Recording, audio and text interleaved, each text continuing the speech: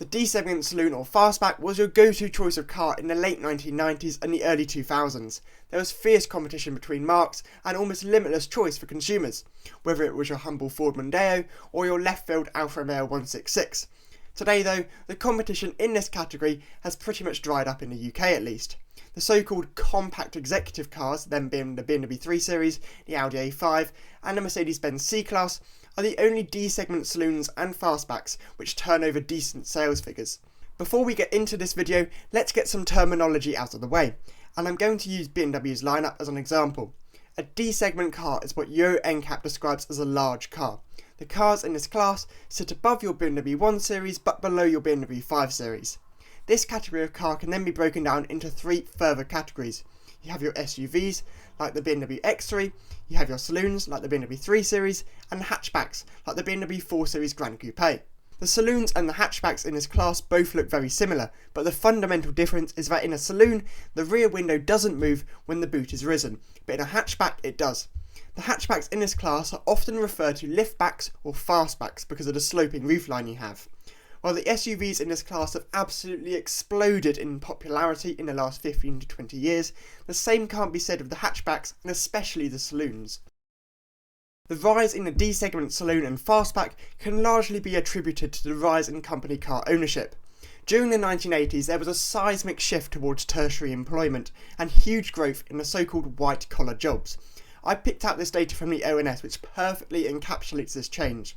Between 1960 and 1979, a combined 24.7% of people worked in professional, technical and miscellaneous services, i.e. the two blue bars. Between 1980 and 1999, this had risen to a whopping 38%. Company cars were all the rage in these white-collar jobs, for a variety of reasons. Firstly, company cars were a symbol of success. A well-specified Vauxhall Cavalier or Ford Sierra and respect, and clearly indicated your firm position in middle management.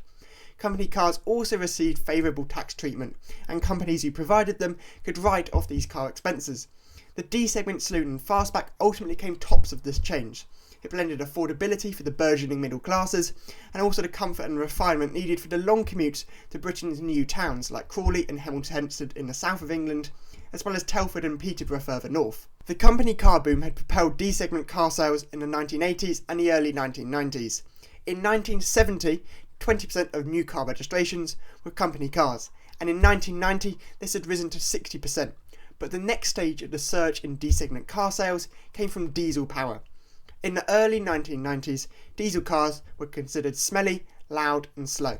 However, some key technological changes helped subvert this ideology. The most significant change is the development of common rail injection. Instead of each fuel injector having its own individual pump, a single rail was used, which stores fuel at a significantly higher pressure. We're talking 1,000 to 2,500 bars of pressure as opposed to 300 to 500 bars. In terms of its qualitative difference, it meant that diesel engines had far less clatter, produced lower emissions, and delivered far more power and far better fuel economy. This technology was mass produced by Bosch in 1997, with the first car using this system, the Alfa Romeo 156. Pretty much every car used this system, like the Ford Mondeo, the Peugeot 407, the Vauxhall Vectra and the BMW 3 Series. The only notable exception is the VW Passat 1.9 TDI. These diesels are best suited for D-segment cars and larger, due to their larger physical size. The higher pressure experienced in diesel engines requires thicker and stronger components, which add size and weight. The government also heavily endorsed diesel cars. In 2001, Gordon Brown introduced a vehicle excise duty, which is based on CO2 emissions rather than engine size. Company car benefit in kind tax also factored in CO2 emissions. In 1990, 6% of new car registrations were diesel, and in 2005, this figure was over 35%. The Japanese automakers didn't really jump on the diesel bandwagon, instead sticking with larger petrol engines like the 2.4 litre engine in the VTEC Honda Accord. These engines are praised for reliability and smoothness, but due to their larger physical size, they are best suited for D-segment cars. I would argue that 2005 was the peak of the D-segment saloon and fastback. You had the BMW 3 Series E90 and the VW Passat launched that year, and you had so many other great offerings like the Mazda 6, the Honda Accord and the Peugeot 407.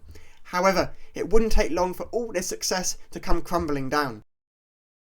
2007 and 2008 were two key dates in the downfall of the D-segment Saloon and Fastback. Let's start with the obvious one. In 2008 was the financial crisis, which created a ripple effect across the globe from its American origins. Company car budgets were hit hard, and as we know, the D-segment Saloon and Hatchback made an enormous chunk of these company car registrations. 2007, on the other hand, was the start of an enormous cultural shift in car purchasing behaviour. In February 2007, the Nissan Qashqai was launched, and it was a pivotal change for SUVs. Previously, SUVs had a huge emphasis on utility over comfort. Ultimately, the number of people needing a car for off-roading is a very niche market, hence why they didn't sell particularly well.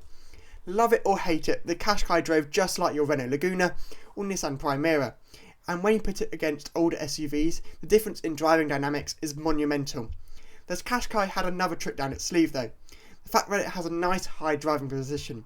It psychologically makes the buyers of these cars feel safer and a class above the rest. The Qashqai may have been the catalyst for the growth in SUVs, but it certainly had some help along the way in growing the D-segment SUV category. In 2008, the Ford Kuga and the VW Tiguan were launched. In 2009, the Peugeot 3008 was launched. In 2010, the Kia Sportage and the Hyundai iX35, later known as the Tucson, were also launched. Bit by bit, these subsequent model releases chipped away at the D-segment saloons and hatchbacks. The only ones which did thrive were the BMW 3 Series, the Audi A4 and the Mercedes-Benz C-Class. Lease deals on these three cars were similar to your Mondeo or your Passat, but a more important factor was that these three cars had a lot more hype and excitement around them. The BMW M3, the Mercedes-Benz C63 and the Audi RS4 are all dream aspirational cars. And the M Sport, the S Line and the AMG line trims all helped buyers feel like they were getting a fraction of that aspirational experience. Put it this way, how many fairly new BMW 3 Series do you see in M Sport trim? The answer is nearly all of them. That's all for this video. I would love to hear what you guys' favourite D-segment saloons and hatchbacks are from the early 2000s.